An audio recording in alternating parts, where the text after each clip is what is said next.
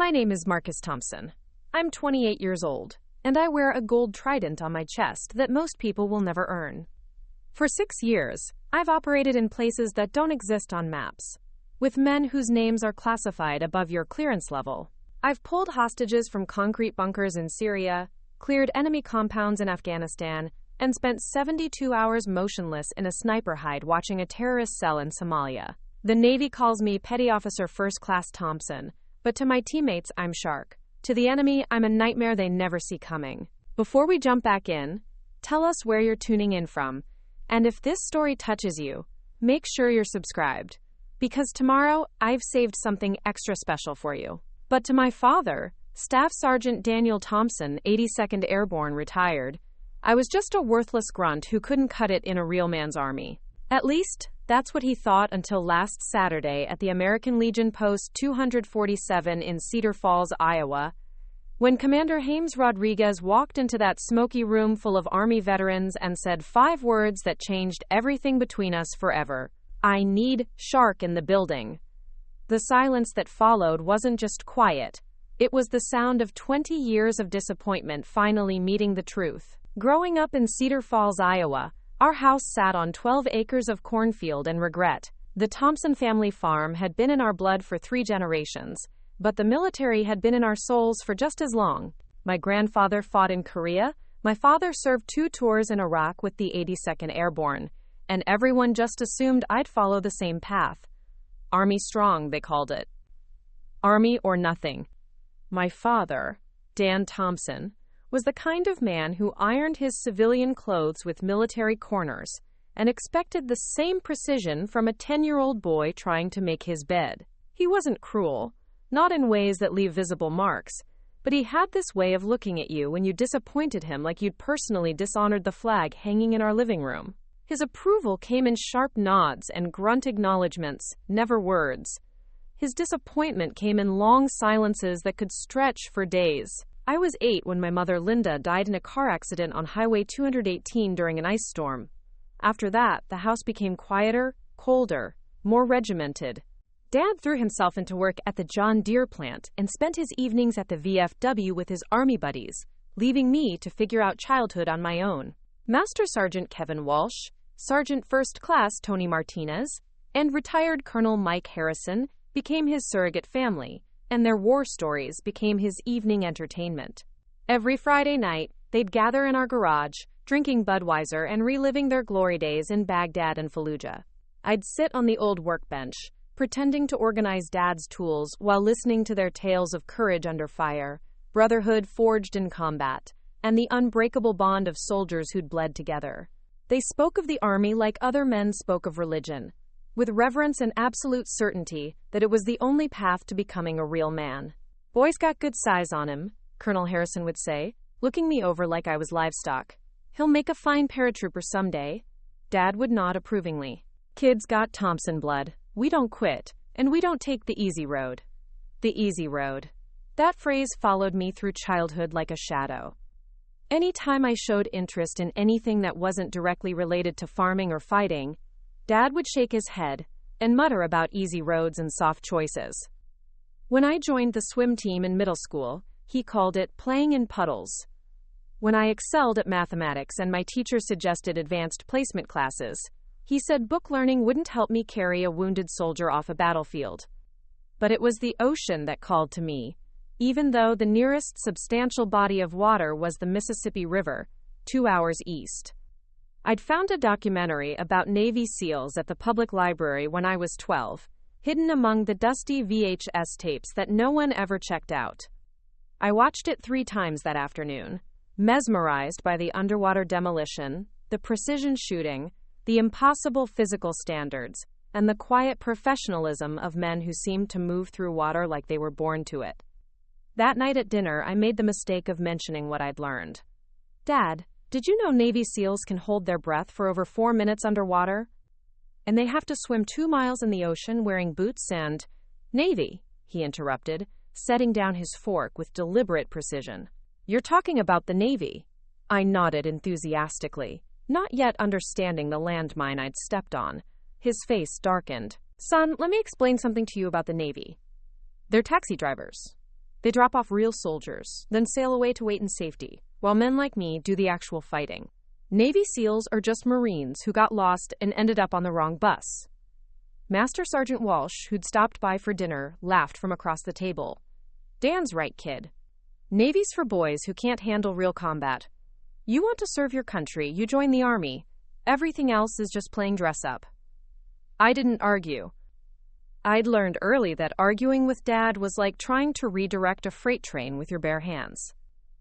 But that night, I lay in bed thinking about those SEALs moving through dark water toward enemy beaches, and something deep in my chest told me that this was my calling, not the cornfields of Iowa or the muddy battlefields where my father had earned his stripes. High school brought new challenges and deeper disappointments. I lettered in swimming and wrestling, sports that Dad tolerated because they built functional strength. But I could see in his eyes that he was waiting for me to grow out of these diversions and focus on what really mattered, preparing for the Army. My junior year, I started working at Martinez Auto Repair after school, earning money and building the kind of mechanical skills that Dad respected. Tony Martinez, one of Dad's Army buddies, owned the shop and treated me fairly, teaching me about engines and electrical systems while sharing stories from his deployment to Mosul. But even Tony couldn't understand why I spent my lunch breaks reading everything I could find about naval special warfare. Your dad's right, you know, Tony said one afternoon as we worked under the hood of a broken-down Chevy. Army's where real soldiers are made. Navy SEALs, they're showboats. All that swimming and diving, it's just for the cameras. When push comes to shove, it's Army infantry that wins wars. I nodded and kept working, but privately I'd been studying SEAL training requirements, memorizing the physical standards, researching the selection process. I knew I needed to swim 500 yards in under 12 minutes 30 seconds, complete 50 push-ups and 50 sit-ups in under 2 minutes each, do at least 10 pull-ups, and run 1. 5 miles in boots and pants in under 10 minutes 30 seconds. These weren't just numbers to me, they were targets. Every morning before school, I'd run the gravel roads around our property, timing myself with Dad's old military stopwatch.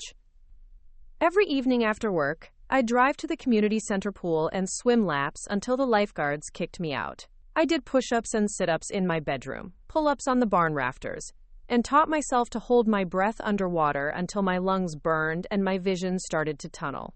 Dad noticed the increased training but interpreted it through his own lens. Good to see you finally getting serious about physical fitness, he'd say. Army recruiters like to see that kind of dedication. I let him believe what he wanted to believe.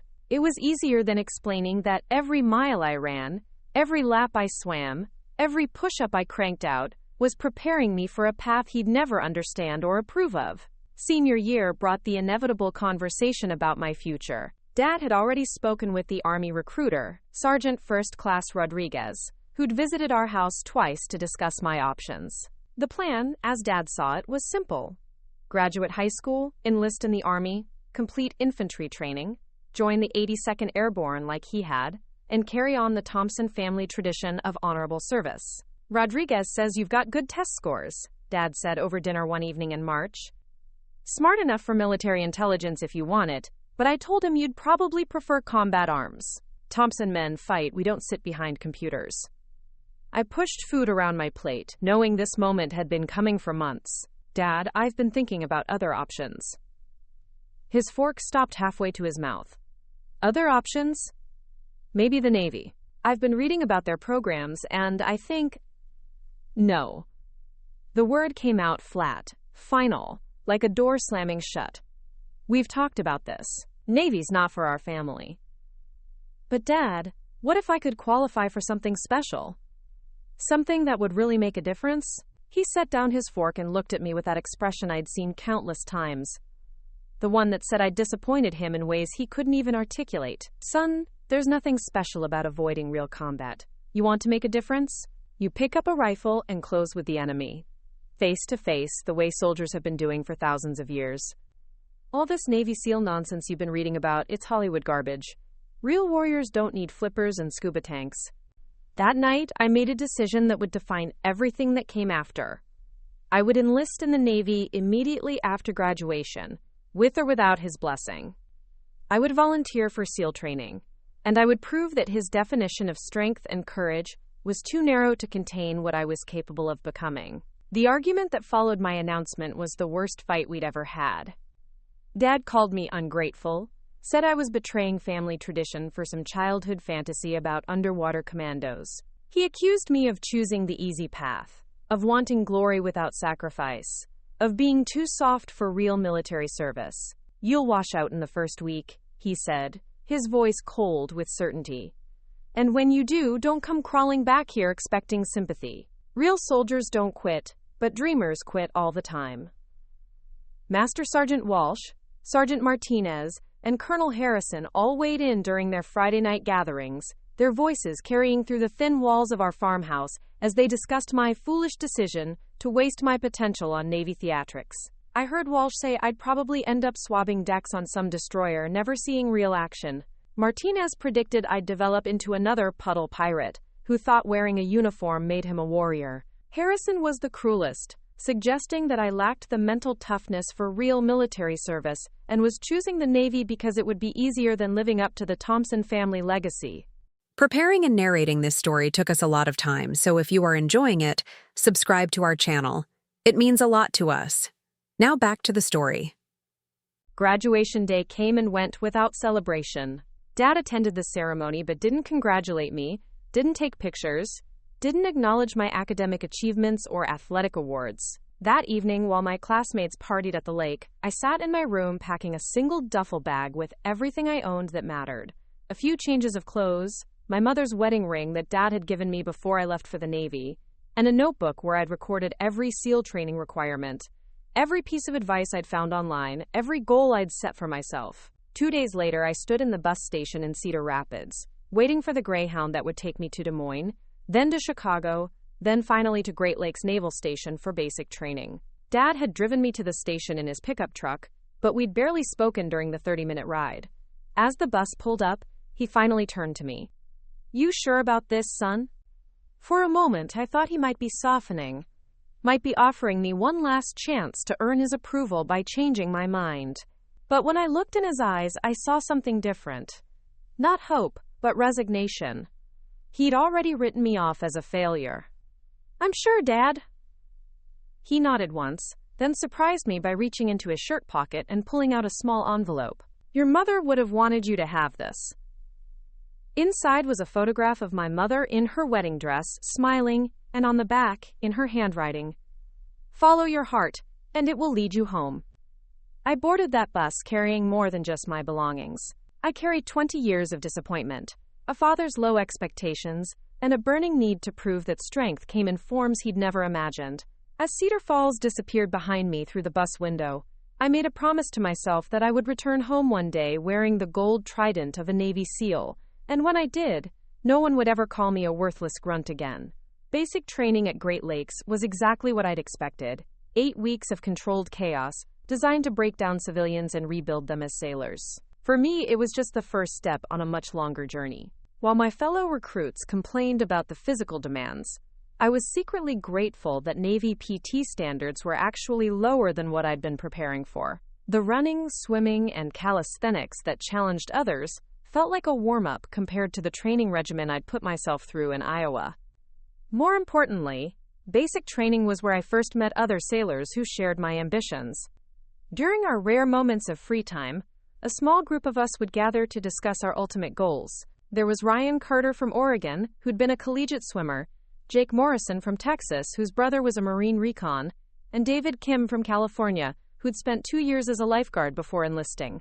We called ourselves the team's hopefuls, and we pushed each other beyond the standard requirements, doing extra PT, practicing water skills in the base pool, and studying everything we could about naval special warfare. Our drill instructors noticed our extra motivation, and a few of them had served with SEAL teams or explosive ordnance disposal units. Petty Officer First Class Williams, who'd done 2 deployments with SEAL Team 7, pulled us aside during our 6th week of training.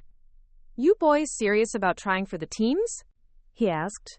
We assured him we were. "Then listen up. Bud/S isn't about being the strongest or the fastest. It's about being the guy who refuses to quit when everything in your body is screaming at you to ring that bell. Physical preparation will get you to Coronado, but mental toughness will get you through training. Start preparing your minds now, because your bodies are just the vehicle. His words stuck with me through the remaining weeks of basic training and followed me to my first duty assignment aboard the USS Russell, a destroyer based out of San Diego. While the ship's mission involved routine patrols and training exercises, I used every available moment to continue preparing for SEAL selection. I volunteered for every physical challenge, spent my liberty time training with local competitive swimmers, and established connections with active duty SEALs who occasionally visited our ship for joint training exercises. It was during one of these interactions that I met Chief Petty Officer Marcus Rodriguez, a SEAL Team 1 operator who just returned from a deployment to Afghanistan. He watched me during a shipboard PT session and approached me afterward. "You planning to put in a package for Bud/S?" he asked. "Yes, Chief. As soon as my command will endorse it." He studied me for a moment, the way experienced warriors assess potential, looking for something beyond physical capability. "What's your motivation?" It was a question I'd been asked before, but something about his directness made me answer more honestly than usual. "I want to be the best version of myself, Chief. I want to serve at the highest level possible." He nodded approvingly. "Good answer. Most guys say they want to kill bad guys or prove how tough they are. Those motivations won't carry you through Hell Week. Personal excellence, that's sustainable." He paused, then added, "I'm going to give you some advice that might save your life someday. Bud/S is designed to find your breaking point and push you past it. The guys who make it aren't necessarily the strongest or the smartest. They're the ones who refuse to accept that they have limits. Start believing that now, and never stop believing it." Over the following months, I threw myself into preparation with an intensity that concerned some of my shipmates. While they explored San Diego's nightlife and tourist attractions, I was at the base gym, in the pool, or running the beaches of Coronado, studying the same terrain where I hoped to train. I learned to navigate by the stars, practiced emergency medical procedures, and developed the kind of water confidence that would be essential for SEAL training. My commanding officer, Commander Patricia Hayes, initially expressed concerns about my single-minded focus on leaving her ship for special operations training. But after observing my performance during several demanding exercises, she became one of my strongest advocates. "Thompson," she said during my 18-month evaluation, "I've been in the Navy for 20 years, and I've seen a lot of sailors who thought they wanted to be SEALs. Most of them were chasing some fantasy about becoming superheroes. You're different. You approach this like it's your calling, not your hobby. I'm going to endorse your application, but I want you to understand something. If you wash out of Bud/S, you'll always have a place on my ship. No shame in that." Her support meant more than she probably realized. Unlike my father, Commander Hayes saw my dedication as a strength rather than a foolish distraction.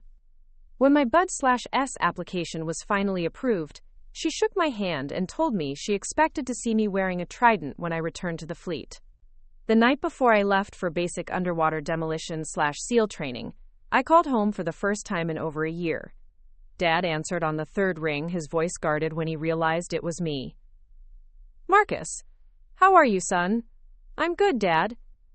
I wanted to let you know I've been accepted for SEAL training. I start next week." There was a long pause.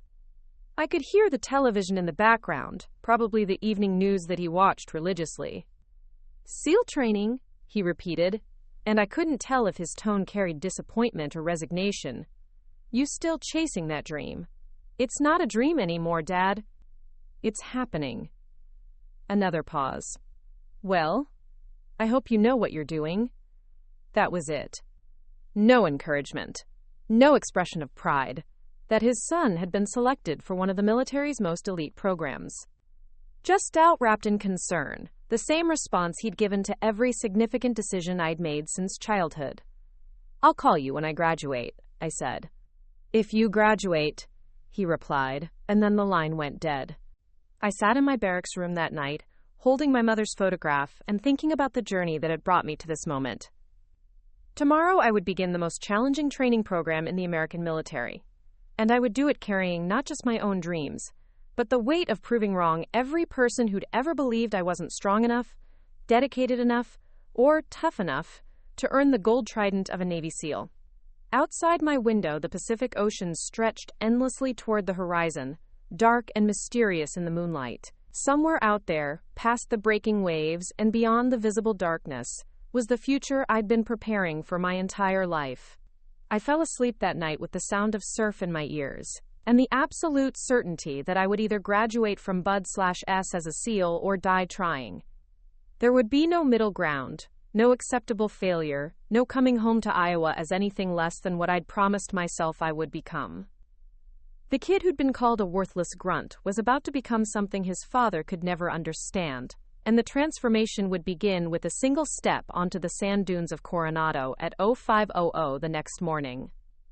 Basic underwater demolition/SEAL training began at 0500 on a Monday morning in October, and within the first hour I understood why 75% of candidates never make it to graduation.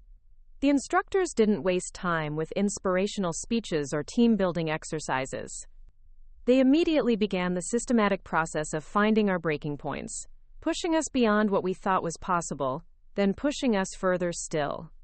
Class 287 started with 186 candidates from across the Navy fleet. We came from destroyers and aircraft carriers, submarines and shore stations, united only by our belief that we could endure whatever the instructors threw at us. That first morning, as we stood in formation on the beach at Coronado, I looked around at my classmates and tried to guess who would still be standing in 6 months. The former college athletes looked confident, the fleet marines seemed relaxed, and the handful of prior service guys carried themselves with the quiet assurance of men who'd already proven themselves in other arenas. I felt different from all of them. Not better, not worse, just different. While they'd arrived at Bud/S through traditional military channels, I'd clawed my way here through sheer determination and years of preparation that had started in a cornfield in Iowa. Every mile I'd run on gravel roads, every lap I'd swum in that community center pool, every push-up I'd cranked out in my childhood bedroom had been preparation for this moment. Instructor Chief Petty Officer David Martinez stepped in front of our formation, his weathered face showing no emotion as he studied us with the clinical detachment of a surgeon examining patients. He'd served with SEAL Team 3 for 8 years, completed 4 combat deployments, and earned a reputation for producing graduates who survived their first operational assignments. When he spoke, his voice carried across the beach with absolute authority. "Gentlemen, welcome to the beginning of the most challenging military training program in the world. Over the next 24 weeks, we will discover who among you has what it takes to earn the privilege of serving with Naval Special Warfare Command. Some of you think you're here because you're physically superior to other sailors. You're wrong. Some of you believe you're here because you're mentally tougher than your peers. You're also wrong. You're here because you volunteered, and volunteering is easy. Staying is hard." He paused, letting his words settle over us like a challenge that each man would have to answer individually. "The only easy day was yesterday." That phrase isn't just a motto. It's a promise. Every day you remain in this program will be harder than the day before. Every evolution will push you closer to your personal breaking point. Every instructor will be actively trying to convince you that you don't belong here. And you know what? Most of you will eventually agree with us and ring that bell. He pointed to a brass bell mounted on a post near the medical tent, the symbol of surrender that would haunt our nightmares for the next 6 months. That bell represents the easiest decision you'll ever make in Bud/S. One ring and your pain stops immediately. You get a hot meal, a warm shower, and a comfortable bed. No one will think less of you for making that choice. In fact, we expect most of you to make it. But for those few who refuse to ring that bell, who choose the harder path every single day, you'll earn something that cannot be given, bought, or inherited. You'll earn the right to call yourself a Navy SEAL. The first phase of training, known as the physical conditioning phase, was designed to build the cardiovascular and muscular endurance necessary for the advanced training that would follow. We ran everywhere we went, whether it was 50 yards to the next evolution or 5 miles to the Naval Special War Center. Our days began with calisthenics on the beach, progressed through swimming evolutions in the Pacific Ocean, and concluded with timed runs on the soft sand that left our legs screaming and our lungs burning. But it wasn't the physical challenges that separated the survivors from the quitters. It was the constant psychological pressure, the relentless testing of our commitment and mental resilience. Instructors would appear beside struggling candidates during runs, whispering that they looked tired, that they seemed to be falling behind, that maybe they should consider whether this was really what they wanted to do with their lives. They offered easy solutions to immediate pain, and many of my classmates accepted those offers. By the end of the first week, we'd lost 12 candidates. By the end of the second week, another 15 had rung the bell. I watched good men, strong men, dedicated men, make the decision to quit. And I began to understand that Bud/S wasn't really about physical capability. It was about refusing to accept the option of surrender, even when surrender was the most logical choice. Ryan Carter, my friend from basic training, struggled with the running evolutions. Despite his swimming background, the soft sand runs destroyed his shins and ankles, leaving him hobbling between training evolutions.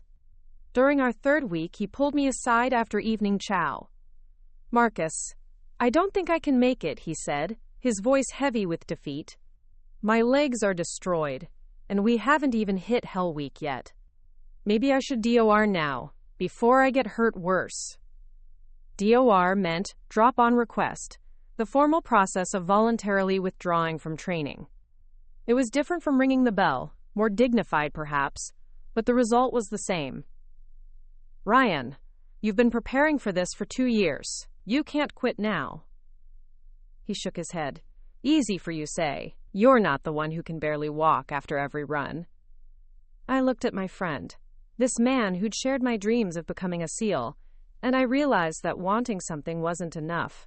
You had to want it more than you wanted comfort, more than you wanted relief from pain, more than you wanted the approval of people who would never understand the choice you'd made.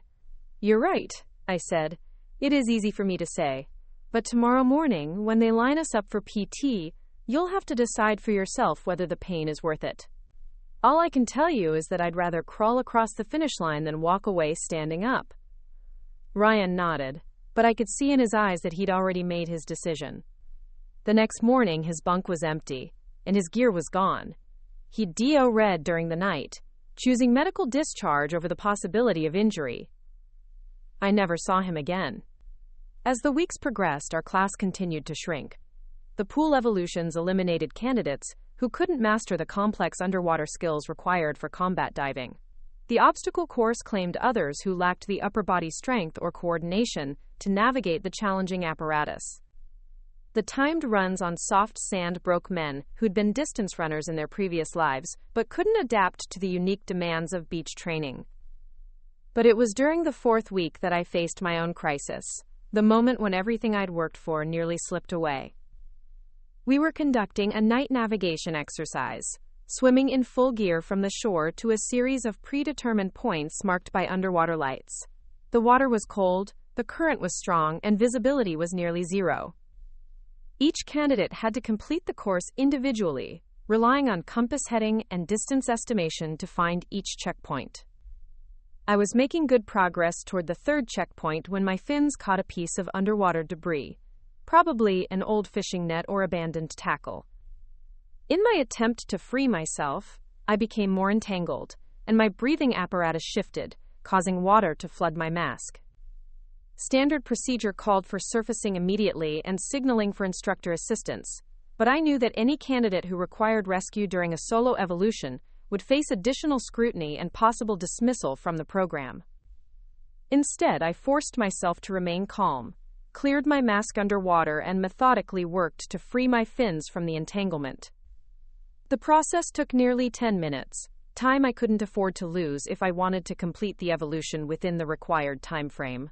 When I finally broke free and surfaced to check my position, I realized I'd been pulled off course by the current and would need to swim at maximum speed to reach the final checkpoint before the cutoff time. I arrived at the beach exactly 30 seconds before the time limit, exhausted and hypothermic but successful. Instructor Martinez was waiting for me, his expression unreadable in the darkness. "Thompson, you were underwater for a long time at checkpoint 3. Everything okay down there?"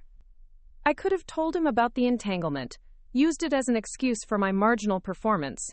Instead, I looked him in the eye and said, "Yes, instructor. Just took me longer than expected to locate the checkpoint." He nodded slowly, and I sensed that he knew I wasn't telling the complete truth, but he also recognized that I'd solved my own problem without asking for help. And in the SEAL community, self-reliance under pressure was more valuable than perfect execution. "Good job, Thompson. Get warmed up and get some rest. Tomorrow we start Hell Week." Hell Week. The 5-day crucible that had broken more SEAL candidates than every other phase of training combined. For 120 hours, we would be subjected to continuous physical and mental stress, operating on less than 4 hours of total sleep, while completing evolutions designed to test our limits. It was the week that separated those who merely wanted to be SEALs from those who refused to accept any alternative. The night before Hell Week began, I called home for the second time since arriving at Bud/S. Dad answered after 2 rings, and I could hear the television in the background, the familiar sounds of Sunday night football. "Marcus, how's the Navy treating you?" "I'm doing well, Dad. I wanted to let you know I'm about to start the most challenging part of my training. I might not be able to call for a while. More training, huh? When do you actually start doing Navy stuff?" I closed my eyes, reminded once again that he didn't understand what I was attempting to accomplish. To him, everything I'd done since leaving Iowa was just elaborate preparation for a job he didn't respect. "This is Navy stuff, Dad. This is what I enlisted to do." He sighed, and I could picture him shaking his head in that familiar gesture of disappointment. "Son, I still don't understand why you couldn't just join the Army like your old man. Real soldiers, real missions, real respect. This SEAL business, it just seems like a lot of swimming and showing off." "Dad, I have to go. I'll call you when I can." "Marcus, wait." His voice softened slightly, and for a moment I thought he might offer some words of encouragement or support. "Just be careful, okay? Don't do anything stupid trying to prove yourself." "I won't, Dad. I love you." "Love you too, son." I hung up the phone and sat in the barracks common room, surrounded by my remaining classmates as they made their own final calls home. Some spoke to wives and girlfriends, others to parents and siblings, all of them seeking some connection to the world beyond Coronado that would help sustain them through the ordeal ahead. I envied them, their supportive families, their cheerleaders and believers. But I also realized that my isolation had become a source of strength. I wasn't doing this for anyone else's approval or expectations. I was doing it because I'd decided that this was who I needed to become. Hell Week began at sunset on Sunday with an evolution called Breakout. Instructors surrounded our barracks with blank ammunition, smoke grenades, and artillery simulators, creating a combat environment that jolted us from sleep and immediately established the chaotic tone of the week ahead. We were ordered to crawl through mud, carry heavy boats over our heads, and complete a series of physical challenges, while instructors shouted contradictory commands and created deliberate confusion. The first 24 hours were designed to eliminate candidates who couldn't function under extreme stress and sleep deprivation. We moved from evolution to evolution without rest, carrying rubber boats, performing surf passage in heavy waves, and completing obstacle courses while soaking wet and covered in sand. By Monday morning, 8 more candidates had rung the bell, unable to continue despite months of preparation. Tuesday brought the long-distance runs and swims that tested our cardiovascular endurance. We ran as a class, but individual performance was monitored closely, and anyone who fell behind faced additional punishment in the form of extra exercises or humiliating attention from instructors. The Pacific Ocean was cold and rough, and the swimming evolutions left us hypothermic and exhausted. But quitting meant accepting that we weren't strong enough to protect our future teammates in combat. Wednesday was the psychological warfare day, when instructors focused on breaking our mental resolve rather than our physical capabilities. They separated us into smaller groups, created scenarios designed to foster conflict between candidates, and offered increasingly attractive incentives for ringing the bell. Hot pizza was delivered to the medical tent, visible to candidates who hadn't eaten a warm meal in 3 days. Instructors whispered that we'd proven our toughness already, that there was no shame in recognizing our limits, that we could always try again in a future class. By Thursday morning, Our original class of 186 had been reduced to 47 candidates. We were hallucinating from sleep deprivation, moving like zombies through evolutions that would have challenged us when we were fresh and rested. But those of us who remained had discovered something about ourselves that couldn't be taught or explained. We were capable of functioning beyond what we'd previously believed possible. It was during Thursday night's final evolution, a beach run carrying telephone poles over our heads, that I experienced my moment of absolute clarity. My body was destroyed, my mind was operating on instinct and determination, and every step felt like it might be my last. But as I looked around at my surviving classmates, I realized that we'd been transformed into something different from the men who'd started training months earlier. We weren't just physically stronger or mentally tougher. We'd become the kind of people who refused to quit regardless of circumstances. Friday morning brought the end of Hell Week, and the realization that I'd survived the crucible that had broken so many others. As we stood in formation on the beach, wet, cold, and exhausted but victorious, Instructor Martinez addressed our depleted ranks. Gentlemen, you've completed Hell Week, but you haven't earned anything yet except the right to continue training. Phase 2 begins Monday morning, and it will test skills you haven't developed yet. Some of you will still ring the bell. Some of you will be dropped for performance. But those of you standing here right now have proven that you have the mental toughness to potentially become Navy SEALs. The question now is whether you have the intelligence, adaptability, and technical skills to complete the remaining phases of training.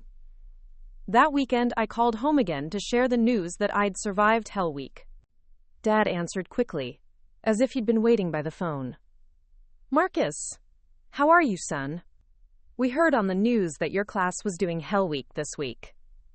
I was surprised that he'd been following my progress, that he even knew what Hell Week was or when it occurred. I made it through, Dad. It was the hardest thing I've ever done, but I made it. There was a pause, and when he spoke again, his voice carried a tone I'd rarely heard before, something that might have been pride, carefully concealed but unmistakably present. That's really something, Marcus. Your mother would have been proud. It wasn't the enthusiastic celebration I might have received from a different kind of father, but it was acknowledgement, and that meant more to me than he probably realized. Thanks, Dad. I still have 4 months of training left, but making it through Hell Week was the biggest hurdle. You keep doing what you're doing, son. And Marcus? Yes, Dad. Don't tell my army buddies I said this, but what you're doing, it takes guts. Real guts.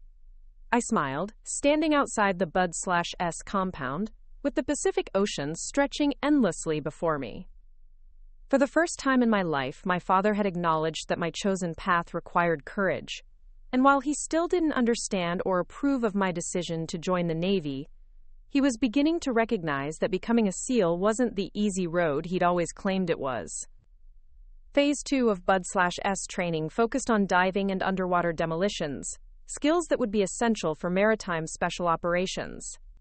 We learned to use sophisticated breathing apparatus, navigate underwater obstacles, and plant explosive charges on enemy vessels and infrastructure.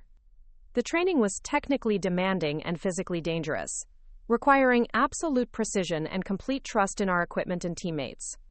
I excelled in the diving phases, my years of swimming preparation finally paying dividends as I adapted quickly to the complex underwater environments.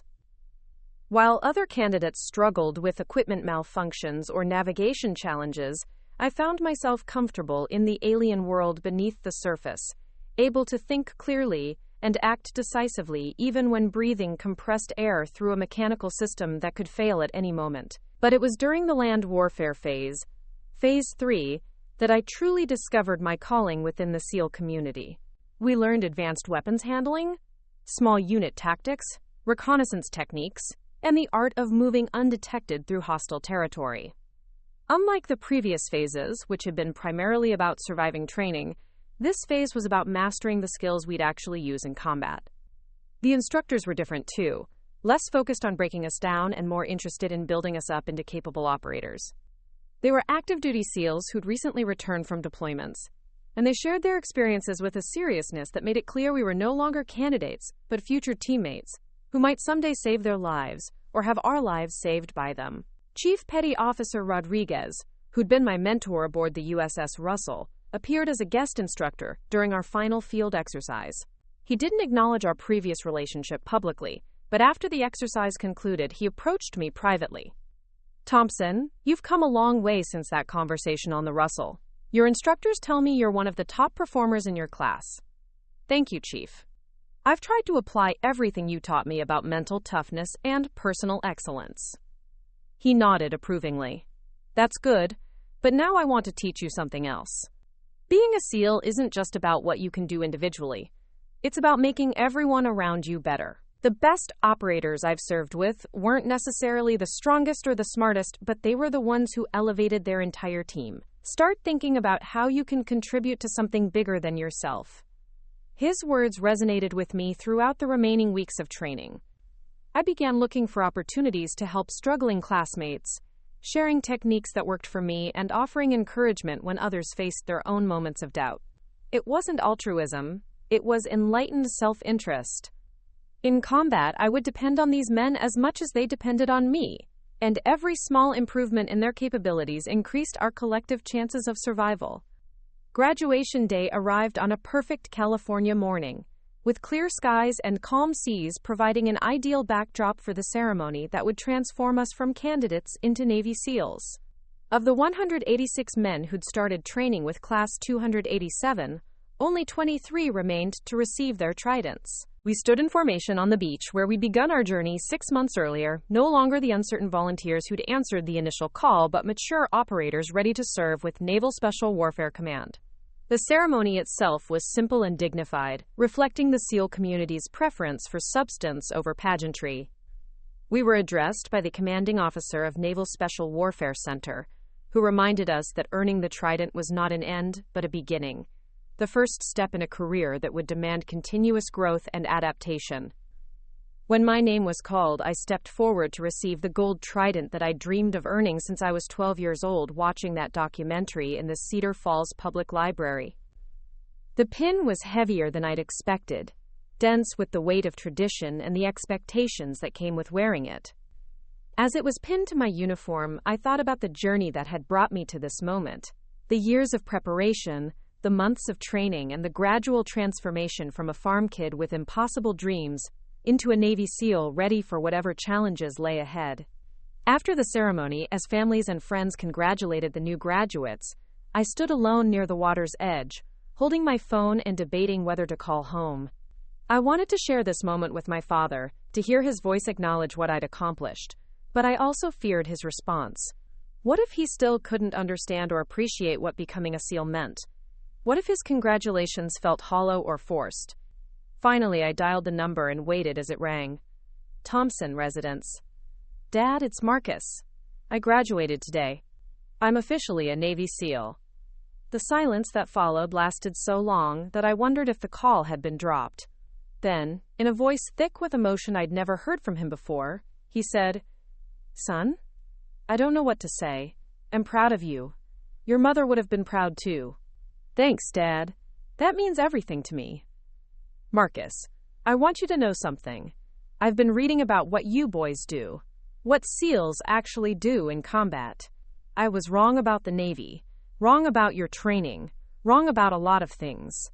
What you've accomplished, it's remarkable." I closed my eyes, feeling a weight I'd carried for years, finally beginning to lift. "I appreciate that, Dad. When are you coming home? I'd like to show you off to the boys at the VFW." I smiled, imagining my father's army buddies trying to reconcile their preconceptions about Navy SEALs with the reality of what I'd become. "I'll be home on leave in a few weeks, before I report to my first team." "We'll be waiting for you, son." "And Marcus?" "Yes, Dad." "I'm sorry it took me so long to understand." That conversation marked the beginning of a new relationship between us, built on mutual respect rather than his disappointment and my need for approval. I was no longer trying to earn his recognition, and he was no longer trying to reshape me into his vision of what a son should be. We were two men who'd finally found common ground, despite our different paths to military service. But the real test of our transformed relationship would come later, when I returned to Cedar Falls wearing my Trident and faced the Army veterans who'd spent years telling me that SEALs were just pretenders playing at war. The boy they'd known was gone, replaced by a man who'd proven himself in the most demanding training program in the American military. The question was whether they'd be able to recognize the transformation or continue to see me through the lens of their old prejudices. Either way, I was no longer concerned with their opinions. I'd earned my place among warriors, and the gold trident on my chest was proof that some dreams, no matter how impossible they seem, can be achieved through dedication, sacrifice, and the absolute refusal to accept defeat. My first assignment after earning the Trident was SEAL Team 8, based out of Naval Amphibious Base Little Creek in Virginia Beach. The transition from Bud/S graduate to operational team member was jarring in ways I hadn't anticipated. Training had been about proving I could endure whatever the instructors threw at me, but being on a team was about contributing to missions that had real consequences in the world beyond Coronado. Team 8 specialized in maritime operations and counterterrorism, which meant we spent our time preparing for missions that could take us anywhere from the Mediterranean to the Persian Gulf. My first team leader was Lieutenant Commander Sarah Mitchell, a 12-year veteran who deployed to Iraq, Afghanistan, and several locations that didn't officially exist on any military maps. She had a reputation for bringing her people home alive, and her standards were higher than anything I'd encountered during training. "Thompson," she said during my first week with the team, "your Bud/S instructors tell me you're solid, but that doesn't mean anything here. Every man on this team has proven himself in training. What matters now is whether you can perform when the bullets are real and people's lives depend on your decisions. We'll find out soon enough." The team itself was composed of 8 operators, each with specialized skills that complemented the others. There was Senior Chief Petty Officer Mike Collins, our point man and primary breacher, who could open any door or window in under 30 seconds. Petty Officer First Class Jake Morrison was our communications specialist and medic, capable of treating combat wounds while maintaining contact with headquarters and calling in air support. Petty Officer Second Class David Chen handled explosives and underwater demolitions, while Petty Officer First Class Alex Rodriguez served as our sniper and long-range reconnaissance expert. I was designated as the team's newest assaulter, responsible for close-quarters combat and building clearance operations. It wasn't the most glamorous job, but it was essential, and I threw myself into mastering every aspect of urban warfare. I spent countless hours in the kill house, practicing room clearance techniques until they became instinctive. I studied floor plans of buildings in hostile territories, memorized the layouts of terrorist safe houses, and trained with every weapon system in our arsenal until I could disassemble and reassemble them blindfolded. But it was during our first deployment to Syria that I discovered my true calling within special operations. We were tasked with conducting direct action raids against high-value targets in the Euphrates River Valley, working alongside Kurdish forces to dismantle ISIS leadership networks. The missions required precise coordination, cultural sensitivity, and the ability to adapt quickly when intelligence proved incomplete or inaccurate. Our third mission was supposed to be a routine capture operation against a bomb maker operating out of a compound near Raqqa. Intelligence indicated that Abu Hassan al-Baghdadi, a former Iraqi military officer turned terrorist, was coordinating IED attacks against coalition forces from a heavily fortified position overlooking the river. The plan called for a pre-dawn assault, with our team inserting via helicopter and conducting a swift raid to capture or kill the target. Everything went wrong from the moment we fast-roped onto the compound roof. The intelligence was outdated, the building layout was different from our briefing materials, and instead of finding a sleeping terrorist cell, we walked into a trap that had been carefully prepared for American Special Operations Forces. The compound was rigged with explosives, defensive positions had been prepared in advance, and our target had at least 15 fighters waiting for us. The firefight lasted 4 hours, with our 8-man team pinned down by superior numbers in an urban environment designed to neutralize our technological advantages. We were running low on ammunition, our communications with headquarters were compromised by enemy jamming equipment, and 2 of our team members had been wounded by fragmentation grenades thrown from concealed positions. It was during this crisis that I made the decision that would define my career with naval special warfare. While my teammates maintained suppressive fire against the main enemy positions, I volunteered to conduct a solo reconnaissance of the compound's rear approach, looking for an escape route or a way to flank the enemy fighters. What I discovered changed everything. The compound wasn't just a terrorist safe house. It was a major logistics hub for ISIS operations throughout the region. In the basement, I found evidence of a much larger network than our intelligence had indicated. Detailed maps showing planned attacks against civilian targets. Communication equipment linking this cell to others across Syria and Iraq. And most importantly, a cache of American-made weapons and equipment that suggested someone within our own supply chain was providing material support to our enemies. But the real discovery came when I found Abu Hassan himself, wounded and hiding in a storage room with a laptop computer that contained encrypted files documenting his entire network. He was bleeding from a shrapnel wound and barely conscious, but when he saw me, his eyes showed not fear but recognition. "American soldier," he said in heavily accented English. "You are too late. My brothers know you are coming. They know your plans before you make them." I zip-tied his hands and began searching his computer while calling for my team to extract to my position. What I found on that laptop would eventually lead to the discovery of a security breach that reached into the highest levels of our intelligence community, but at the time, all I knew was that we'd stumbled onto something much bigger than a simple bomb maker. The extraction was as chaotic as the initial assault. We called in close air support to suppress the remaining enemy fighters, while we carried our wounded teammates and our high-value prisoner to the landing zone. By the time the helicopters arrived, we were down to our last magazines of ammunition and running on pure adrenaline and training. Back at our forward operating base, I turned over the laptop and other intelligence materials to our analysts, while Abu Hassan was processed by interrogation specialists. What they discovered over the following weeks validated my instincts about the significance of our find. The terrorist cell we'd hit was part of a much larger network that had been receiving inside information about coalition operations from a compromised source within our own intelligence apparatus. Lieutenant Commander Mitchell pulled me aside 3 days after the mission for a private conversation that would change the trajectory of my career. "Thompson, the intelligence you recovered has already prevented 2 major terrorist attacks and led to the capture of 12 additional high-value targets across 3 countries. That's exceptional work for any operator, but especially for someone on their first deployment." I thanked her for the recognition, but she wasn't finished. "More importantly, your decision to conduct that solo reconnaissance showed exactly the kind of initiative and tactical thinking that sets great SEALs apart from good ones. You saw an opportunity, assessed the risks, and acted decisively under pressure. That's not something we can teach in training."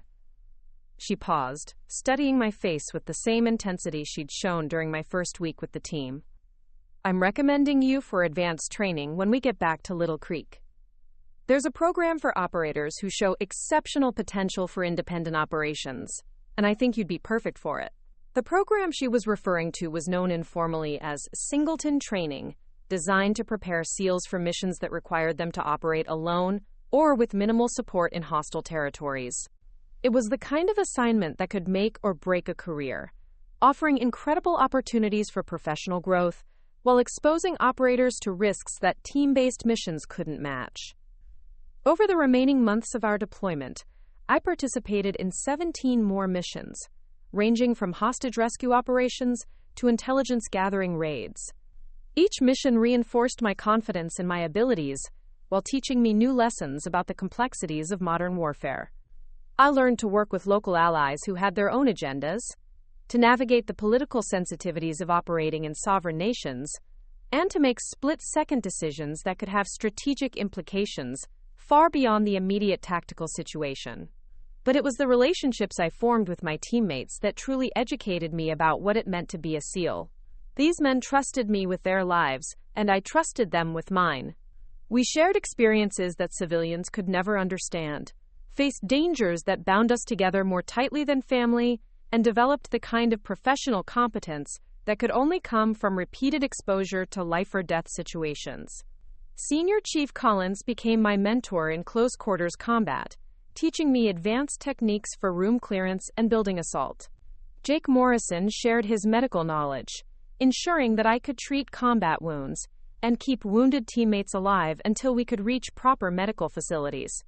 David Chen taught me about explosives and demolitions, while Alex Rodriguez helped me develop my marksmanship skills for long-range engagements. More importantly, they taught me about leadership in combat, about making decisions under pressure, and about the responsibility that came with wearing the Trident. Every SEAL, regardless of rank, was expected to be capable of taking charge when circumstances required it, and my teammates made sure I understood the weight of that expectation. When we returned to Little Creek after our 6-month deployment, I had been transformed from a new team member into a seasoned operator, with combat experience, and the confidence that came from successfully completing difficult missions. The singleton training that Lieutenant Commander Mitchell had recommended was scheduled to begin 2 months later, giving me time to decompress from deployment while preparing for the next phase of my career. I took leave and returned to Iowa for the first time since graduating from Bud/S. The drive from Des Moines to Cedar Falls gave me time to process everything that had happened over the past year, the missions I'd completed, the friends I'd made, and the ways that combat had changed my perspective on life and service. The farmhouse looked exactly the same as I remembered it, but I felt like a completely different person walking up the familiar gravel driveway. Dad met me at the front door, and I could see in his eyes that he recognized the change in me. I wasn't the uncertain young man who'd left for the Navy 3 years earlier. I was a combat veteran who'd proven himself in the most demanding environment imaginable. "Welcome home, son," he said, shaking my hand with genuine warmth. "You look good. Military life agrees with you." We spent that first evening on the back porch, drinking beer and talking about my deployment in general terms that didn't violate operational security.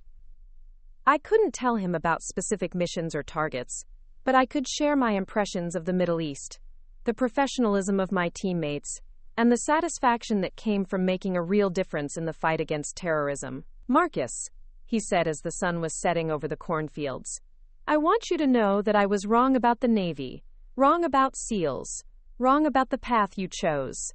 What you're doing over there, it matters. And I'm proud of you for having the courage to follow your own dreams instead of mine." It was the first time in my life that he'd explicitly acknowledged being wrong about something that mattered to me, and his words carried more weight than any medal or commendation I could have received from the military.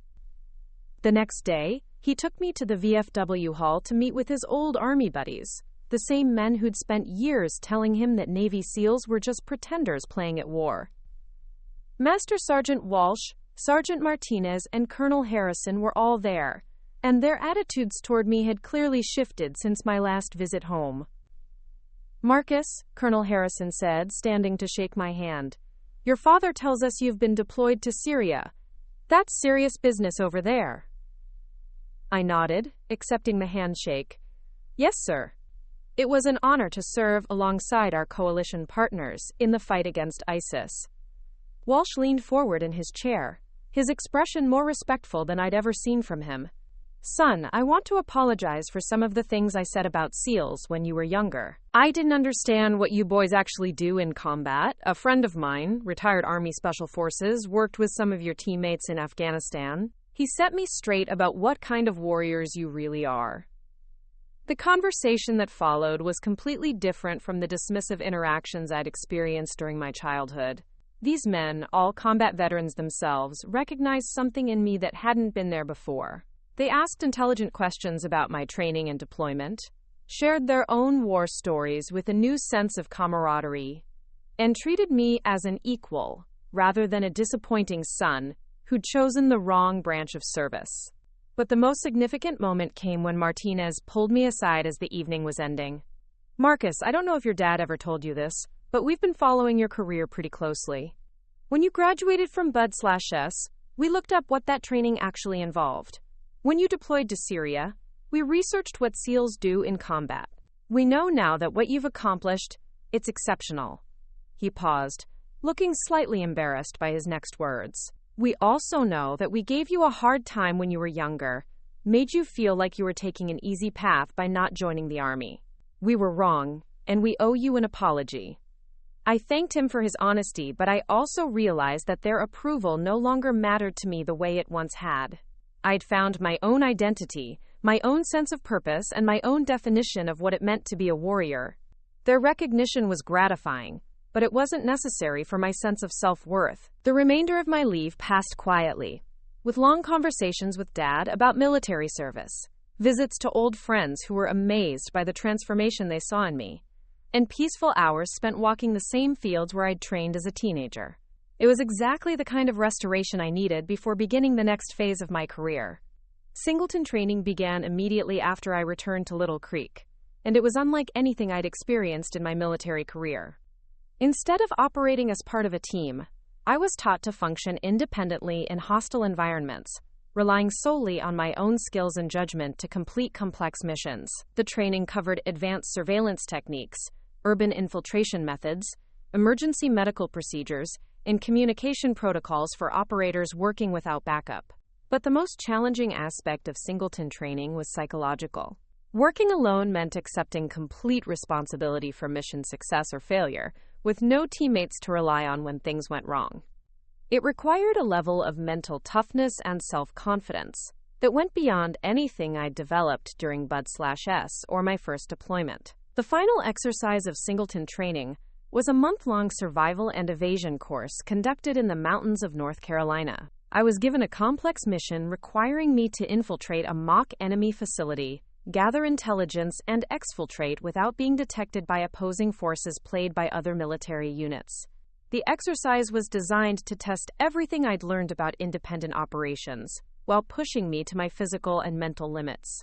I completed the exercise successfully, but barely. The final week had tested my resolve in ways that even Hell Week hadn't approached, forcing me to function on minimal food and sleep while avoiding capture by teams that were actively hunting me. When I finally reached the extraction point, I was exhausted, dehydrated, and covered in cuts and bruises from moving through dense forest in darkness. But I had also proven to myself and my instructors that I was capable of operating independently at the highest levels of special operations. The commanding officer of the Singleton program, Captain David Rodriguez, pulled me aside after the completion ceremony. "Thompson, you've exceeded every standard we set for this program. Your performance during the final exercise was exceptional, and your instructors believe you have the potential to become one of our most effective independent operators." He handed me a folder containing my next assignment, a deployment to Southeast Asia that would require me to work with Allied Special Operations Forces while conducting missions that couldn't be officially acknowledged by the United States government. "This assignment will test everything you've learned and more. You'll be operating in environments where American military presence is officially denied, working with allies who may or may not be trustworthy, and conducting missions that could have significant political implications if they're compromised." I accepted the assignment without hesitation, knowing that it represented exactly the kind of challenge I'd been preparing for since that day in the Cedar Falls Public Library, when I'd first learned about Navy SEALs. The scared farm kid who'd dreamed of becoming a warrior was gone, replaced by a mature operator ready to serve his country at the highest levels of special operations. But before I deployed to Southeast Asia, I had one more mission to complete, returning home to Cedar Falls for what I thought would be a routine visit with family. I had no way of knowing that this visit would lead to the most significant moment of my relationship with my father, a confrontation that would finally resolve the tensions that had defined our relationship for over 20 years. The phone call came while I was packing for deployment. Dad's voice was excited in a way I'd rarely heard. "Marcus, I want you to come to something when you're home next week. The American Legion is having a special ceremony to honor local veterans who've served in recent conflicts. They specifically asked me to invite you." I agreed, thinking it would be a routine community event, a chance to shake hands with local veterans, and perhaps share some general stories about military service. I had no idea that the ceremony would become the moment when everything my father thought he knew about my military career would be challenged by the appearance of Commander James Rodriguez, my former commanding officer from Singleton training, who would walk into that room full of Army veterans and change the dynamic between us forever. The stage was set for a confrontation that had been building for years, between a father who'd never understood his son's choices and a son who'd proven himself in ways his father couldn't imagine. What happened at that ceremony would finally answer the question of whether two warriors from different generations and different branches of service could find common ground based on mutual respect rather than traditional expectations. But that moment was still ahead of me as I prepared for deployment, focused on the missions that awaited me in Southeast Asia, and unaware that the most important battle of my life would be fought not in some foreign jungle, but in a small-town veterans hall in Iowa, where the truth about who I'd become would finally be revealed to the man whose approval I'd spent my entire life seeking. The American Legion Post 247 hadn't changed much since my childhood. The same faded photos of World War II veterans lined the walls, the same worn carpet covered the floor, and the same smell of cigarette smoke and old coffee lingered in the air despite Iowa's smoking ban. But as I walked through the front door that Saturday evening in March, wearing my dress blue uniform with the gold trident prominently displayed on my chest, I felt like I was entering a completely different world. Dad had been unusually excited about this ceremony for weeks, calling me twice to confirm I'd be attending and mentioning that several distinguished guests would be present. I assumed he meant local politicians or perhaps some retired generals from the area, the kind of dignitaries who typically attended small-town military events. What I didn't expect was to find myself in the middle of a situation that would fundamentally alter my relationship with every person in that room. The hall was packed with more people than I'd ever seen at a Legion event. Every table was occupied by veterans from multiple conflicts, their families, and what appeared to be several active-duty military personnel I didn't recognize. At the head table sat Mayor Patricia Henderson, Congressman Robert Walsh from Iowa's 2nd District, and a Navy officer whose presence immediately caught my attention. Commander James Rodriguez sat quietly at the far end of the head table, wearing his dress whites with combat ribbons that told the story of a career spent in the world's most dangerous places. Our eyes met across the room, and he gave me an almost imperceptible nod that somehow felt loaded with significance. I hadn't seen him since completing singleton training 8 months earlier, and his unexpected presence at a small-town Iowa ceremony set off every alarm bell my special operations training had installed in my mind. Dad guided me to a table near the front, where Master Sergeant Walsh, Sergeant Martinez, Colonel Harrison, and several other local veterans had saved seats. Their attitude toward me had continued to evolve since my last visit home, and tonight they treated me with the kind of respectful camaraderie they typically reserved for fellow Army veterans. "Marcus," Colonel Harrison said as I took my seat, "your father tells us you're heading overseas again soon. Somewhere you can't talk about, I'm guessing?" I nodded diplomatically. "That's right, sir. The Navy keeps us pretty busy these days." Walsh leaned closer, lowering his voice. "Son, I hope you know that we understand now what kind of work you really do.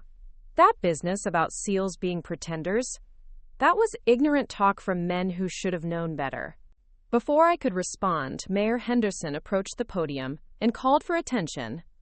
The conversation died down as she began her opening remarks about the importance of honoring military service and the sacrifices made by veterans and their families. It was the standard speech given at these events, heartfelt but predictable, and I found myself wondering why Commander Rodriguez had traveled from Virginia to attend what appeared to be a routine community gathering. The first part of the ceremony proceeded normally, with several local veterans being recognized for their service in Vietnam, the Gulf War, and the recent conflicts in Iraq and Afghanistan. Each man approached the podium to receive a certificate and a handshake from the mayor, while family members took photographs and the audience offered polite applause. But I noticed that Commander Rodriguez remained seated throughout these presentations, occasionally checking his watch and phone as if waiting for something specific to occur. His presence was beginning to feel less like coincidence and more like purpose, though I couldn't imagine what kind of Navy business would bring him to Cedar Falls, Iowa. The atmosphere in the room shifted when Mayor Henderson introduced Congressman Walsh, who approached the podium with the measured pace of a politician preparing to deliver important news. He thanked the crowd for attending, praised the service of local veterans, and then surprised everyone by announcing that tonight's ceremony would include a special recognition that had been coordinated with the Department of Defense. "Ladies and gentlemen," he said, his voice carrying a gravity that commanded attention, "we have been asked to facilitate a presentation that involves classified military operations and personnel whose service to our nation has remained largely hidden from public view. What you're about to witness is both an honor and a responsibility, as you'll be entrusted with information that reflects the highest levels of military professionalism and sacrifice. I felt a cold sensation in my stomach as the congressman's words registered. This wasn't a routine veterans ceremony. It was something else entirely, something that involved operational security and classified information. I glanced at my father, who was leaning forward in his chair with an expression of intense curiosity, clearly unaware of whatever was about to unfold. Commander Rodriguez stood and approached the podium, his bearing commanding immediate respect from every veteran in the room. When he spoke, his voice carried the authority of a man accustomed to giving orders in life or death situations. Thank you, Congressman Walsh. Ladies and gentlemen, I am Commander James Rodriguez, United States Navy, and I serve as the Executive Officer of Naval Special Warfare Group 2. I'm here tonight because this community is home to one of the most exceptional warriors I've had the privilege of commanding, and it's time that his service was properly acknowledged. My heart began racing as I realized that I was somehow the focus of this presentation, though I couldn't understand how or why my classified operations would be discussed in a public forum. Every instinct developed through years of special operations training told me that something unprecedented was happening. Rodriguez continued, his gaze sweeping across the room before settling on my father's table. Over the past 5 years, Naval Special Warfare has conducted numerous operations in support of national security objectives that cannot be fully discussed in public forums. These missions have prevented terrorist attacks, disrupted enemy networks, and saved countless innocent lives. Tonight, I want to talk about one operator whose contributions to these efforts have been extraordinary. He paused, and in that silence, I could hear my father's breathing become more rapid. Dad was staring at the commander with complete focus, as if trying to solve a puzzle whose pieces were just beginning to come together. The operator I'm referring to has participated in over 40 combat missions across 3 theaters of operation. He has been directly responsible for the capture or elimination of 17 high-value targets, the recovery of intelligence that prevented multiple terrorist attacks, and the safe extraction of Allied personnel from hostile territories. His actions have been recognized at the highest levels of government, though his name has never appeared in public documents or press releases. The room was completely silent now, every person present hanging on Rodriguez's words. I could see confusion and growing excitement on my father's face, while his army buddies looked around the room as if trying to identify this mysterious hero among the local veterans. This operator volunteered for singleton missions that required him to work alone in environments where American military presence was officially denied. He has operated behind enemy lines for weeks at a time, relying solely on his training and judgment to complete objectives that had strategic importance for national security. His success rate is perfect. Every mission completed, every objective achieved, every teammate and ally brought home safely. Colonel Harrison whispered something to my father, who shook his head without taking his eyes off the commander. I realized that despite all the clues Rodriguez was providing, none of them had yet connected this exceptional operator to me, the local farm kid who joined the Navy against his father's wishes. Rodriguez reached into his jacket and withdrew a small leather folder, the kind used for classified documents and official presentations. The operator I'm describing has earned numerous decorations for valor and professional excellence, including the Silver Star, 3 Bronze Stars with Combat V, the Navy and Marine Corps Commendation Medal with Combat V, and the Combat Action Ribbon. But perhaps most significantly, he has earned the respect and admiration of every SEAL, Marine, and Special Operations soldier who has served alongside him. My father's face had gone pale, and I could see his hands trembling slightly as the implications of Rodriguez's speech began to penetrate his understanding. Walsh and Martinez were looking back and forth between the commander and me, their expressions showing the first glimmers of recognition. In our community, Rodriguez continued, we don't often use real names when discussing operational matters. This operator is known by his call sign, a designation that reflects both his lethal efficiency and his ability to move through hostile environments without detection. In 5 years of combat operations, he has become a legend among special operations forces, though his true identity has remained classified. He opened the leather folder and withdrew what appeared to be an official document bearing multiple signatures and government seals. Tonight, with the approval of the Secretary of Defense and the Chief of Naval Operations, I am authorized to publicly acknowledge the service of this extraordinary warrior and present him with a decoration that has been classified since its award 18 months ago."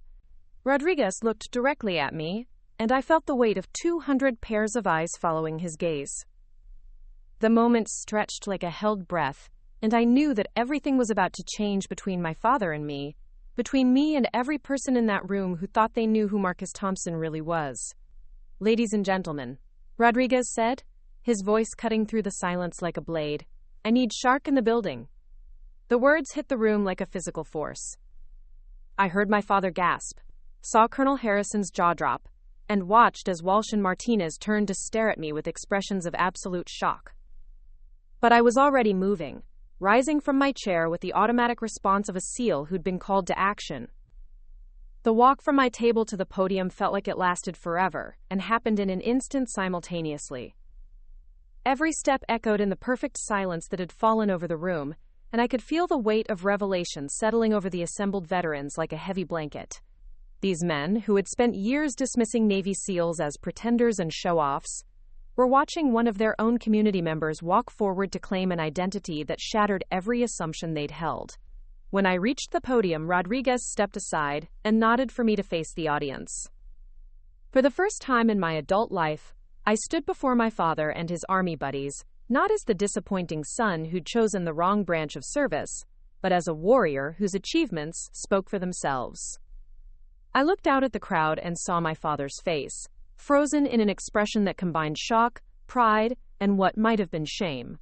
His mouth was slightly open, his eyes wide, and his entire body rigid, with the effort of processing what he'd just learned. Master Sergeant Walsh was shaking his head slowly, as if trying to reject the evidence of his own eyes and ears. Martinez had buried his face in his hands, while Colonel Harrison sat perfectly still, staring at me with the kind of respect I'd never seen from him before. Rodriguez stepped up to the microphone, his voice now carrying a warmth that had been absent during his formal presentation. Petty Officer First Class Marcus Thompson, call-sign Shark, has exemplified the highest traditions of naval special warfare throughout his career. His courage, professionalism, and dedication to mission accomplishment have brought great credit upon himself, the United States Navy, and the special operations community. He opened the leather folder and withdrew a metal case, holding it so the audience could see the decoration inside.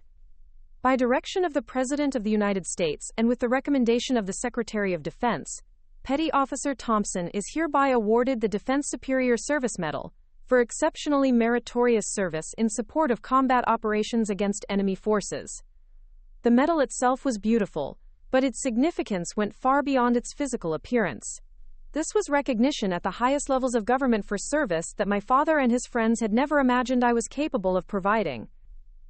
As Rodriguez pinned the medal to my uniform, I felt the weight of years of doubt and dismissal finally lifting from my shoulders. But it was what happened next that truly changed everything. Instead of returning to my seat, I remained at the podium and looked directly at my father, who was still sitting in stunned silence at his table. "Dad," I said, my voice carrying clearly through the room's perfect acoustics, "I know this isn't what you expected when you invited me to this ceremony. I know you wanted me to join the army, to follow in your footsteps, to become the kind of soldier you could understand and be proud of." His eyes never left mine, and I could see tears beginning to form despite his efforts to maintain military bearing. "But I want you to know that everything you taught me about duty, honor, and service to country has guided every decision I've made in my military career. The values you instilled in me, the work ethic you demanded, the integrity you modeled, those are the foundations that made it possible for me to earn this medal and serve at this level." The room remained completely silent, but I could sense the emotional weight of the moment affecting everyone present. These were military men who understood the significance of what they were witnessing. A son finally receiving recognition from a father who had never understood his choices. "I didn't choose the Navy to disappoint you, or to take an easy path. I chose it because I believed I could serve my country best as a SEAL, and I hoped that someday you'd be able to see that different branches of service can produce equally dedicated warriors." My father stood slowly, his movements deliberate and careful, as if he were afraid that sudden motion might shatter the moment. When he was fully upright, he did something I'd never seen him do in my entire life. He rendered a perfect military salute to his son. The gesture was so unexpected, so powerful, that it seemed to release all the tension that had been building in the room. Other veterans began standing, and within moments, every military man present was on his feet, saluting the SEAL they'd never known was among them. Rodriguez stepped forward and spoke quietly into the microphone. "Ladies and gentlemen, what you've witnessed tonight is the recognition of exceptional service by an exceptional warrior. Petty Officer Thompson's achievements represent the highest standards of military professionalism, and his community should be incredibly proud of his contributions to national security." As the formal ceremony concluded, and people began moving around the room, my father approached the podium with tears streaming down his face. When he reached me, he placed both hands on my shoulders and looked directly into my eyes. "Son," he said, his voice thick with emotion, "I owe you an apology that's 20 years overdue. I was wrong about everything. Wrong about the Navy. Wrong about SEALs. Wrong about your potential. Wrong about what it means to serve with honor. You've become everything I hoped you'd be and more than I ever imagined was possible." We embraced then, father and son, Army veteran and Navy SEAL, two warriors from different generations who had finally found common ground built on mutual respect and shared understanding of what it meant to serve something greater than themselves. Master Sergeant Walsh approached us, his face showing a mixture of embarrassment and admiration. "Marcus, I don't know what to say except that we were fools. Complete fools. What you've accomplished, the service you've provided, it's humbling to those of us who thought we knew what real soldiers looked like." Martinez and Colonel Harrison joined the conversation, each offering their own apologies and expressions of respect. But it was Harrison who said something that captured the significance of the evening for everyone present. "You know, Marcus, tonight has taught all of us something important about making assumptions based on prejudice rather than facts. We looked at you and saw a kid who was avoiding the real military, when what we should have seen was a warrior choosing his own path to serve his country with distinction." The rest of the evening passed in a blur of conversations, handshakes, and photographs. Local veterans who had never spoken to me before approached to share their own service stories and express their admiration for what I'd accomplished. Families asked for pictures with the local hero they'd never known existed, and young people in the crowd looked at me with the kind of inspiration that might lead them to consider military service themselves. But the most meaningful moment came as the evening was winding down, when my father pulled me aside for a private conversation near the American Legion's memorial wall. "Marcus," he said, "I want you to know that your mother would have been incredibly proud of what you've become. She always believed you were special, always said you'd find your own way to make a difference in the world. I wish she could have been here tonight to see her faith in you validated." I nodded, feeling the weight of his words and the significance of this moment in our relationship. For the first time in my adult life, I felt like I had truly earned my father's respect. Not through conforming to his expectations, but by exceeding them in ways he'd never imagined possible. "Dad," I said, "I need you to understand something. Everything I've accomplished, every mission I've completed, every life I've saved, it all started with the foundation you gave me. You taught me to work hard, to never quit, to put service before self. Those lessons made me a SEAL." As we drove home that night through the familiar Iowa countryside, my father and I talked more openly than we had in decades. He asked questions about my training, my deployments, and my future in the Navy, but more importantly, he listened to my answers with genuine interest and respect. The dismissive father who had mocked my choice to join the Navy was gone, replaced by a man who finally understood that strength and courage came in many forms. The ceremony at American Legion Post 247 had accomplished something that years of conversation could never have achieved. It had forced my father to confront the reality of who I'd become, rather than clinging to his preconceptions about who I should have been. In recognizing me as Shark, Commander Rodriguez had given both of us the gift of truth, and that truth had finally set us free from the cycle of disappointment and misunderstanding that had defined our relationship for so long. But more than that, it had validated the choice I'd made as a teenager to follow my own path rather than the one my father had laid out for me. The scared farm kid who dreamed of becoming a Navy SEAL was gone, replaced by a warrior who had proven himself in the world's most dangerous places and earned the respect of the military community he'd always wanted to join. The days following the ceremony passed in a strange mixture of normalcy and transformation. Dad still woke up at 0500 to check the livestock and read the Des Moines Register over coffee, but now our conversations carried a weight and respect that had never existed before. He asked thoughtful questions about my training, about the mentality required for special operations, and about the brotherhood I'd found within the SEAL community. More importantly, he listened to my answers without trying to redirect them toward Army comparisons or suggest that I should have made different choices. For the first time in my adult life, I felt like my father was genuinely interested in understanding my world rather than trying to change it. 3 days after the ceremony, Dad surprised me by suggesting we drive to Ames to visit the Iowa State University Military Science Department. He'd been in contact with Major General Patricia Hayes, a retired Army officer who now served as the university's military education coordinator, and she'd invited us to speak to ROTC cadets about different paths to military service. "Marcus," he said over breakfast, "I've been thinking about what you said at the ceremony, about how young people need to understand that there are many ways to serve their country with honor. Maybe we could share our perspectives with these college kids, help them make informed decisions about their futures." The drive to Ames gave us 2 hours of uninterrupted conversation, and I found myself sharing stories about my deployments that I'd never told anyone outside the SEAL community. Not operational details that would violate security protocols, but personal reflections about the challenges of special operations, the bonds formed with teammates, and the satisfaction that came from missions that made a real difference in the world. Dad, in turn, shared stories from his own military service that I'd never heard before. He talked about the fear he'd felt during his first combat patrol in Iraq, the weight of responsibility that came with leading young soldiers, and the pride he'd taken in bringing his entire unit home safely from deployment.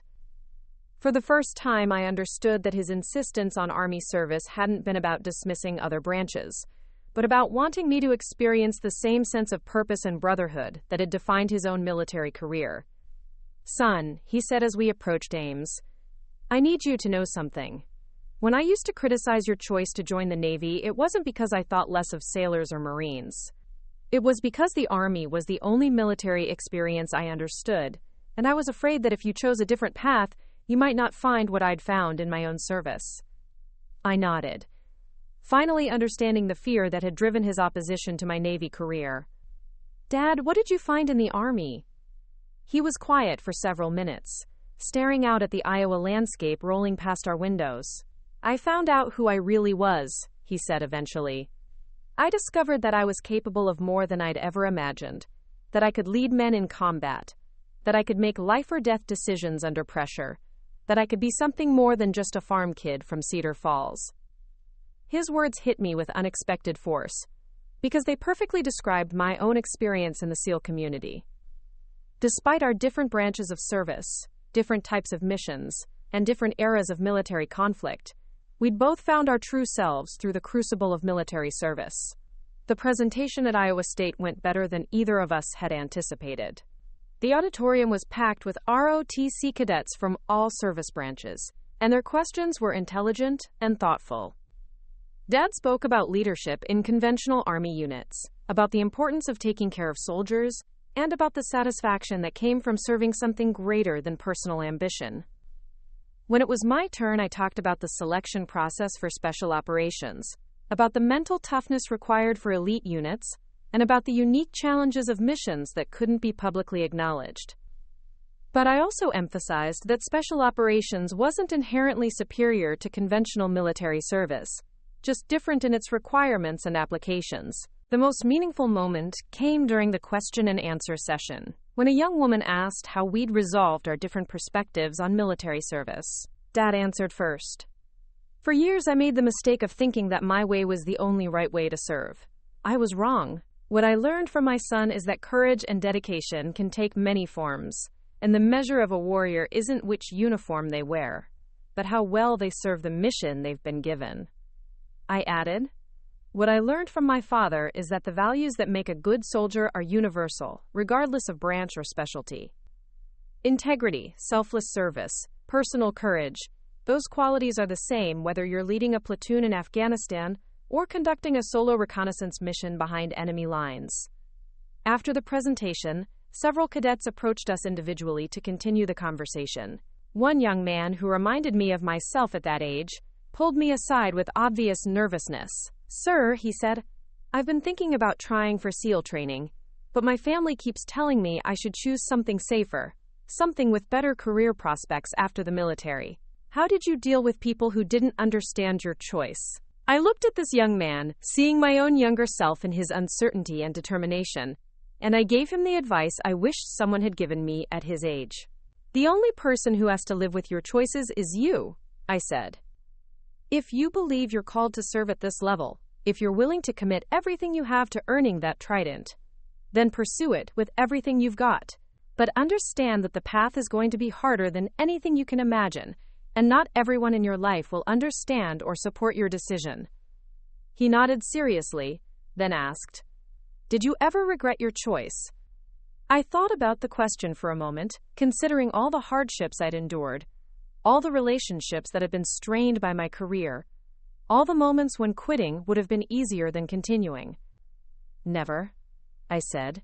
"Not once. The day I earned my Trident was the day I became who I was meant to be." The drive home from Ames was quieter than the morning trip, both of us processing the experience of sharing our military perspectives with the next generation. As we passed through the small towns that dotted the Iowa landscape, Dad broke the comfortable silence with an observation that surprised me. "Marcus, listening to you talk to those cadets today, I realized something. You didn't just become a good SEAL despite my opposition to your Navy career. You became a better SEAL because of the challenges you faced along the way, including the challenge of proving yourself to people who didn't believe in your choice." I considered his words, recognizing the truth in them. The years of training alone, of pushing myself without external support, of developing the mental toughness to pursue my goals despite criticism and doubt, had all contributed to my success in special operations. "Maybe," I said, "but it would have been easier with your support from the beginning." He nodded. "You're right, and I'm sorry about that. But I want you to know that from now on, you'll have my complete support in whatever comes next in your career." What came next was my deployment to Southeast Asia, a 6-month assignment that would take me to places I couldn't discuss with anyone who lacked the appropriate security clearance. But for the first time since joining the Navy, I was deploying with the knowledge that my father understood and respected what I was doing, even if he couldn't know the details. The night before I left for deployment, Dad and I sat on the back porch of the farmhouse, drinking beer and watching the sunset over the cornfields. It was the same porch where he'd dismissed my dreams of becoming a SEAL years earlier, but everything between us had changed. "Son," he said, "I want you to know that I'll be following the news from your part of the world, and every time I hear about successful operations against our enemies, I'll be thinking that my boy might have been part of making that happen." I smiled, appreciating his support while understanding that he still didn't fully grasp the covert nature of my missions. "Dad, you probably won't hear about most of what I do. That's kind of the point." He chuckled. "I figured as much. But I'll know you're out there making a difference, and that's enough for me." As I prepared to leave the next morning, Dad handed me a small package wrapped in brown paper. Inside was his own Purple Heart, earned during a roadside bomb attack in Baghdad, along with a handwritten note. "Marcus," the note read, "I can't give you this medal because you haven't earned it, and I hope you never have to. But I want you to carry it as a reminder that you come from a family of warriors, and that I'm proud to have you carry on that tradition in your own way. Bring yourself home safe, son. Love, Dad." I carefully packed the medal in my deployment gear, understanding that it represented more than just his combat service. It was a symbol of acceptance, of respect, and of the bond that now existed between two warriors from different generations and different branches of service. The Southeast Asia deployment was everything I'd expected and more. Operating in environments where American military presence was officially denied. Working with Allied forces whose reliability was often questionable. conducting missions that could have significant political implications if compromised. It was exactly the kind of challenge that had drawn me to special operations in the first place. But what sustained me through the long months away from home wasn't just my professional training or the support of my teammates. It was the knowledge that I finally had my father's respect and understanding, that I was serving not just my country, but also the legacy of military service that defined our family. I called home whenever secure communications allowed, and our conversations reflected the new dynamic in our relationship. Dad asked about my health and morale rather than questioning my career choices. He shared news from Cedar Falls and updates about his friends at the VFW, many of whom now asked about me with genuine interest and respect. Most importantly, he never again suggested that I should have joined the Army instead of the Navy. The ceremony at American Legion Post 247 had settled that argument forever, replacing doubt with pride and criticism with support. When I returned from deployment, I found that our relationship had continued to evolve even during my absence. Dad had been reading everything he could find about naval special warfare, not to criticize or question my choices, but to better understand the world I inhabited. He'd even contacted other Gold Star families in the area, connecting with parents whose sons had served in special operations units. "Marcus," he said during my first week home, "I've been talking to other military families, and I've learned something important. The hardest part of having a child in special operations isn't worrying about the dangers they face. It's not knowing enough about their world to understand what they're going through." He paused, looking out at the fields where I had trained as a teenager. "I don't want to make that mistake again. I want to understand your world, even if I can't be part of it." That conversation led to a new tradition in our family. Every time I came home on leave, we'd spend time talking about military service, about leadership, about the challenges of modern warfare, and about the values that sustained warriors regardless of their branch of service or type of mission. These weren't the one-sided lectures of my childhood, where Dad tried to convince me that his way was the only right way. They were genuine exchanges between two professionals who'd found common ground in their shared commitment to something greater than themselves. The transformation in our relationship was noticed by others in our community as well. At the VFW, Dad's Army buddies now asked about me with obvious respect and genuine interest in my welfare. Master Sergeant Walsh had become something of an expert on SEAL operations, reading everything he could find about naval special warfare and sharing his newfound knowledge with anyone who would listen. Sergeant Martinez had started encouraging young veterans in the area to consider all branches of military service, not just the Army, when discussing their options for continued service or transition to civilian careers. Colonel Harrison had even reached out to Navy recruiters in the region, offering to speak to potential SEAL candidates about the mental preparation required for special operations training. But perhaps the most significant change was in Dad himself. The rigid, uncompromising man who dismissed anything that didn't fit his narrow definition of military service had evolved into someone who celebrated excellence in all its forms. He'd learned to see strength in flexibility, courage in choosing unconventional paths, and honor in serving something greater than personal preference or family tradition. Years later, when people asked him about his son, the Navy SEAL, he would tell them that the most important lesson he'd learned as a military father was that warriors come in many forms, and that true strength lies not in forcing others to follow your path, but in supporting them as they find their own way to serve with honor. The scared farm kid who dreamed of becoming a SEAL was long gone, replaced by a mature operator who'd proven himself in the world's most dangerous places, while earning the respect and admiration of his military family. But more importantly, the disappointed father who'd never understood his son's choices had also disappeared, replaced by a proud military parent who finally understood that love and respect could coexist with different definitions of service and sacrifice.